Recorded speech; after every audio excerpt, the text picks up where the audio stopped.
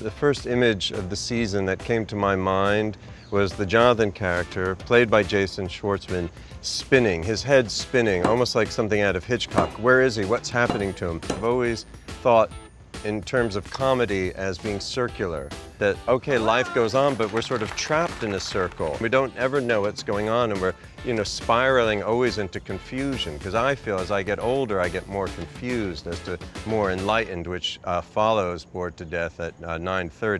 Do you know what time it is? 11:15? No, actually 11:16! Early on, had the idea of ending the first episode with Jonathan on a clock on the Williamsburg Bank building. So I began with a circle and ended with a circle. Ray is this unconscious god, unaware of his capabilities. He also has a child's spirit. Renee and Spencer are here.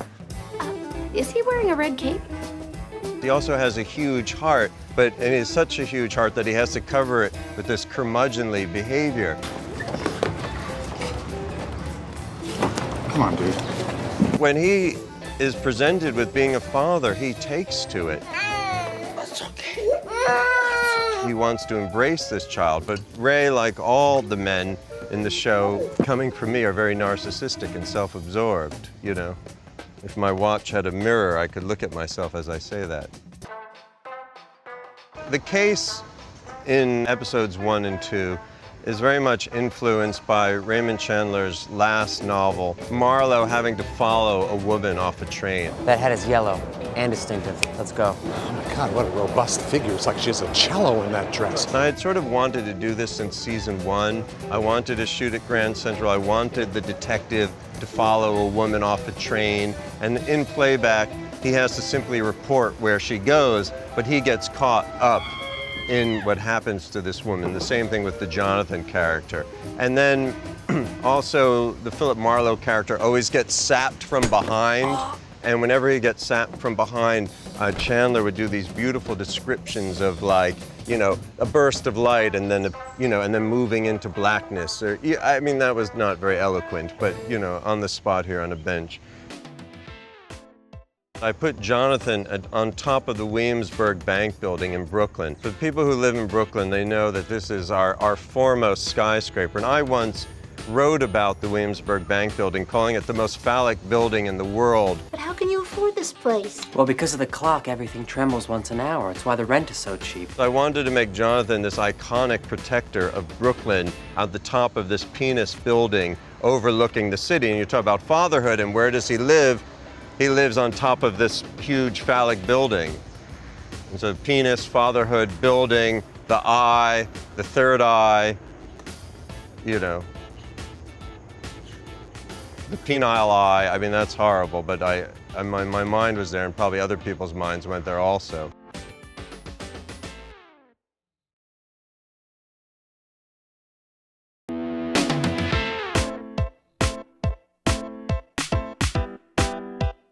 George is 63. Bernard looks to be 59 or 60. George's daughter is 30. This is too much. As George says, he'll sleep with a woman half his age, but he would never marry her. This is outrageous. But listen, I came to see if you had an answer. Do I have your permission to marry Emily? Bernard, I'm gonna borrow your bicycle. George, yes or no? Can I get an extension? It also is, sort of maddening for George, because in 301 we see this New York Magazine article that says 60 is the new 45, and George is feeling vital. I mean, I want to address the fact that I am emotionally retarded. You know what I mean? I'm basically forever somewhere between the age of, 1, needing to nurse, and about 14, feeling insecure and ugly. You know what I mean? I haven't evolved past that. I thought maybe every episode or every other episode there would be a dead body, and I always thought it could be done discreetly, like if you see a hand or you see a foot or just a little bit of blood. But then I learned while writing the show, it's hard to mix death with comedy. I thought, how can I make it less upsetting that there's a dead body? And I thought somehow if it's a jockey because they're tiny, that it would be less, I don't know, traumatic for the audience. I was like, if it's a dead jockey, I think we'll get away with it. What is our city coming to? There's killers everywhere. I wanted a Jewish jockey because I'm Jewish, and the Jewish stuff kind of just comes out of me. They said you're wanted for murder of a nice jockey. A Jewish jockey. Basically, there's a lot of fear when you're a Jew, even in America. And so every now and then you're blaring, I'm Jewish, like guilty, shoot me immediately, And so it pours out in your writing. They made my nose way too big. And this thing is a real Shylockian fishhook. You think it's anti-Semitic on purpose? I don't think so. I think the cops will probably spin it as a Jew on Jew murder to avoid a race riot. Also, it's just I thought it would make a funny headline. Jewish jockey murdered at Iroquois Hotel. Like, what? Jewish jockey? I don't know. It's silly. I was like, okay, I can't make him a Jewish pilot. I'll make him a Mexican pilot. I don't know. That seemed silly also to me. And I think that was good, though, because of all the immigration laws. Jaime Montero? Why am I Mexican? You made him Mexican in this country. They'll be all over him. Howard's like, but he's a pilot. It cancels each other out. But he realizes, because a pilot's a good job, and everyone, thinks Mexicans don't have good jobs. So his own kind of weird racial bias comes into that, and he gets flustered. I made him a Mexican airline pilot. I mean, the two things cancel each other out. I love the antagonism between Patton Oswalt and Zach. They stick to the lines, but we also let the two of them play. I don't think I like your attitude. I don't think I like your attitude. Oh, well, tell it to your beard. Whoa, guys. It's all just so childlike. Throw in one of these pilot outfits. I could have a fat pilot outfit in 20 minutes. No, I need one. This isn't for you.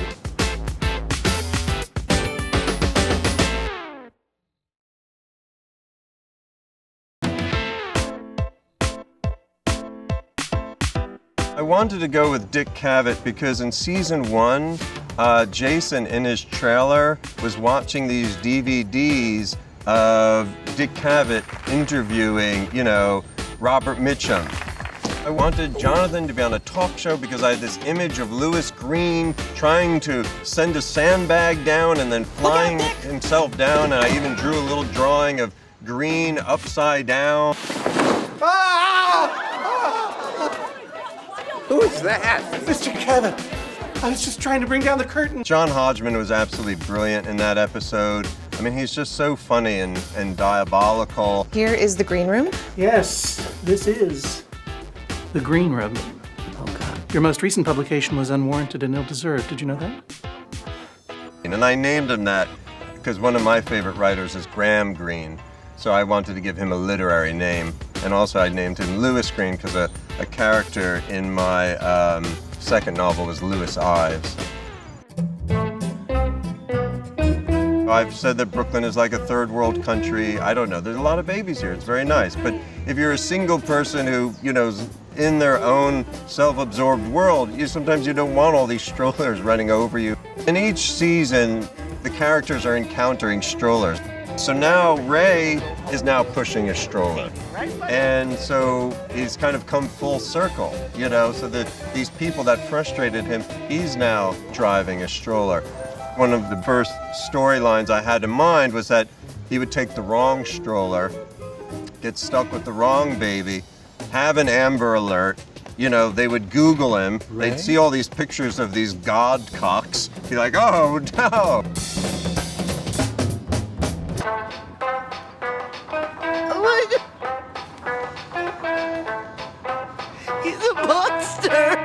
And we shot it right here in this park. And we're sitting here, and I noticed that there was like a whole group of nursing mothers with blankets. And then another nursing mother sat like right over there by herself, and I said to her, you don't want to be part of that group? I don't know why I engaged her. And she's like, oh, I'm with the 4 o'clock group. And so there was like different, there was like a 4 o'clock group, there's a 3 o'clock group, there was like a French-American group. There was a group where Israelis and Palestinians would nurse at the same time and switch babies to show unity. Now I'm making that up, but that's like a Curb Your Enthusiasm notion. But it seems like guys who are good with their hands sit like this.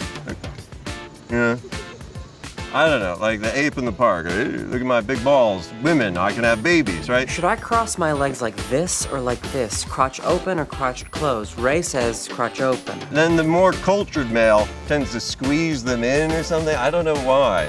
Maybe it helps with your vocabulary. You're all pinched down there, and so all the blood goes up here, and you can talk more efficiently. Yeah, I differ from Ray on this point. I think that the closed crotch is more sophisticated and keeps them guessing. I've been on talk shows. I mean, I'm a little bit active here because I'm trying to give you efficient sound bites, but my personality is somewhat dead. You know what I mean? I lack a nerve in my face. I tend to have a very flat affect, you know, deadpan. And so I've been on these talk shows, and you got to be ready to go right away. You have to be entertaining immediately. I'm more like a poached egg. You know what I mean? It might take me a few minutes to get anything good out of me.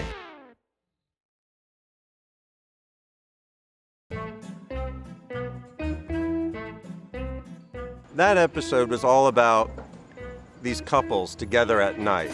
Ray and Belinda, George and Bernard, Jonathan and Emily. So the episode was structured around this evening of duets. We could sing a duet. The storyline of Ray and Belinda, I wanted him to love her, and he does. And she loves him. I have no income and my art career is shit. And my girlfriend hates me. I feel for you, Ray. He brings her back to life. Another Bailey's for me, neat, and Whiskey? whiskey for handsome here. I wanted that episode to end going from the razor blade. I hope people pick that up down to the clothing, like what kind of frenzy occurred. You know, Ray's girdle, and then up to the bed. And she's just very content.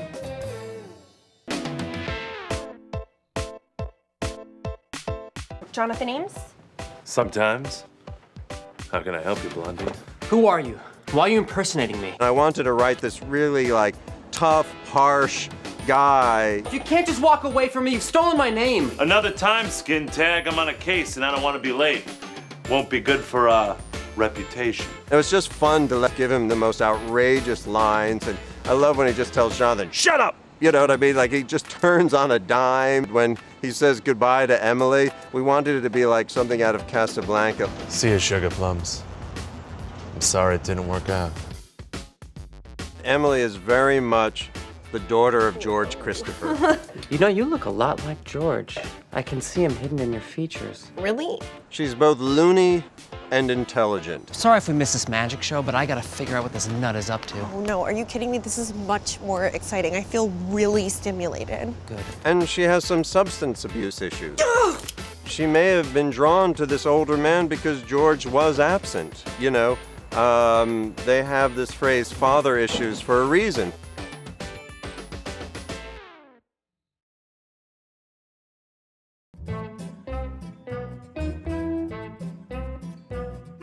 In this season, George and Jonathan go to Sarah Silverman, who does friendship counseling. 3 basic tenets of friendship. No penetration. Friends do not involve friends in Ponzi schemes. And a true friend is someone that helps you move. I just got this idea of her getting a foot rub, and this would be her way to evaluate what the person is like. Jonathan, based on your technique, I can tell you are pathological, codependent people pleaser. This is a little bit of a scam on her part that, you know, she can tell by the way somebody touches her feet what their issues are.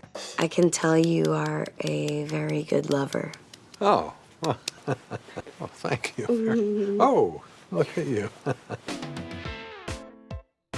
Lewis Green, played by John Hodgman, has a lot of dimensions to his character. I mean, I love in episode 5 that we see him in a leather jacket, that we see him smoking. Must have picked it up in prison. Anything he goes into, he does with a relish. You know, if he's going to be the produce buyer for Richard & Sons, he's going to do it well. But he also wanted to save Richard money, and he didn't want to go all the way to upstate New York to farm, so he just went to Seatown. I knew that 50-mile claim stunk like yesterday's fish. Jonathan uncovers this, and you know, we have this great chase scene in the supermarket. And initially there was going to be like a big brawl between Jonathan and Lewis, but the idea of like Green throwing chickens, Duck! I mean chicken! I thought would be better than an actual fist fight. And then it ends. I really wanted it to feel like something out of The Sopranos or The Godfather. These two, mafia dons, George and Richard getting together, and they're seconds. Jonathan and Ray are over here, Lewis is over here, and that's when Antrim says, I gotta get help for the kid. First, I'm gonna take a belt to his ass. I did it for you, Get Richard. back in your coat closet, you twisted little snot! I wanted that to have the feeling of like these two mafia dons, so that's why they're drinking espressos. And then Antrim says to George, You know you're weak in most every way that's important. But you do play fair. Thank you.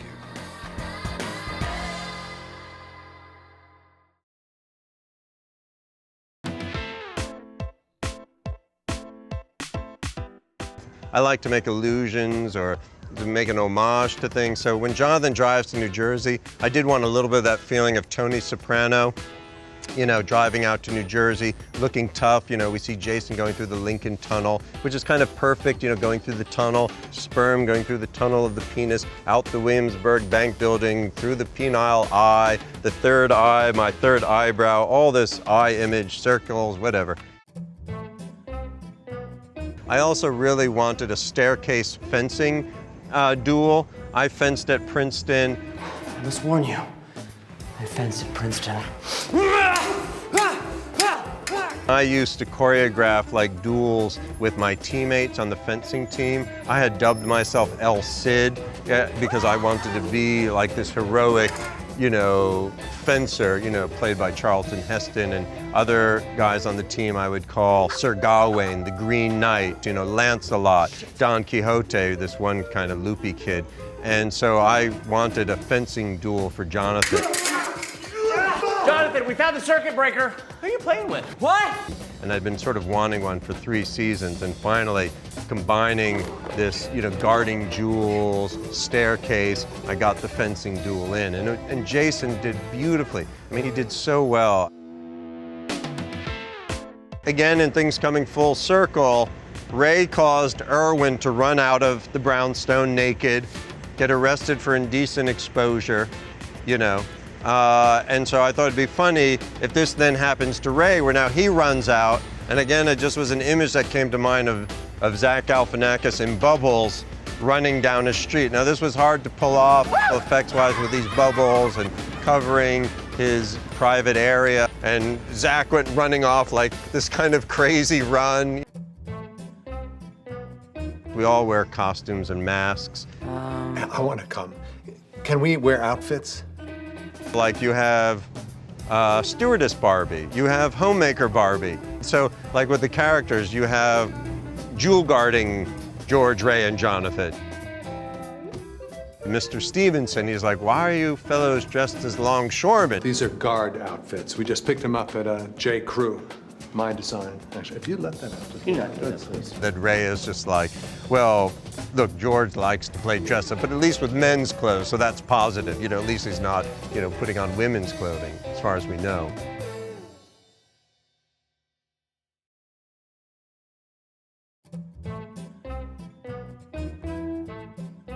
In this episode, George, who's the closest to perhaps being an actual Don Quixote, because Don Quixote was older, he now literally becomes Don Quixote.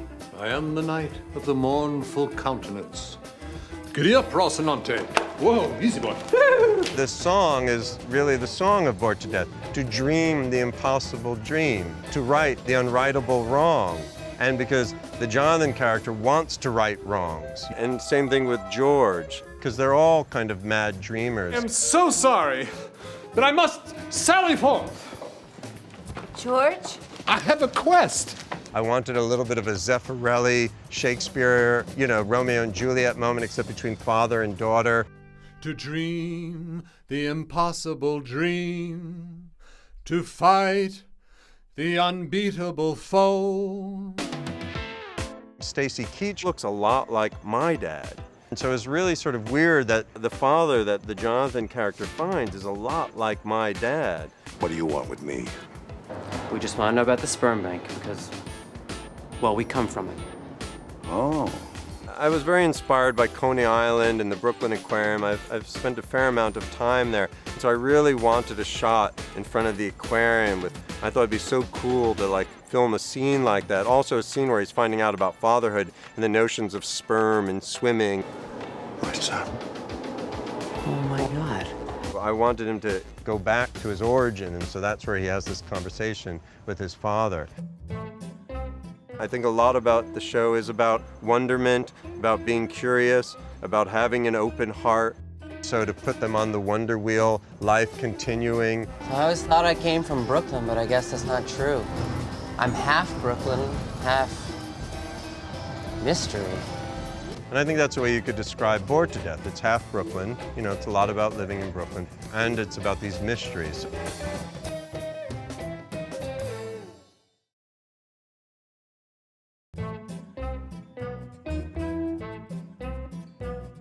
They don't learn much. They just keep trying. You know what I mean? I think they relearn that they all love each other, and they're just gonna keep pressing on to the next event. George now has a son-in-law.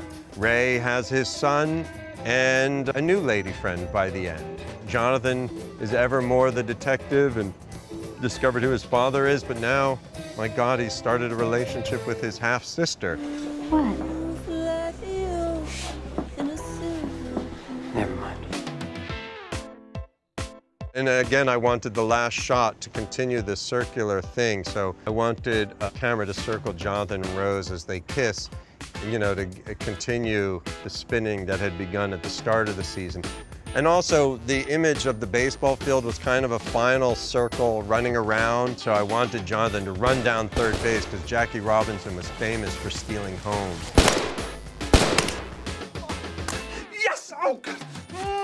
Oh, God. It was really fun watching the master shot from George's POV play out like a play because, you know, we shot all the bits at different times, but then we did one thing where it just played out like in real time, like real life. The wedding is the epilogue, or the wedding party, and then George gives his wedding toast, which for me, every season ends with George, in a sense, giving a benediction. Let yourself be loved, which is one of the hardest things to learn in life. But you are so worthy of being cherished, and I love you with all my being. To Emily and Bernard. Yes. We get a number of, you know, after-school special messages in Bored to Death.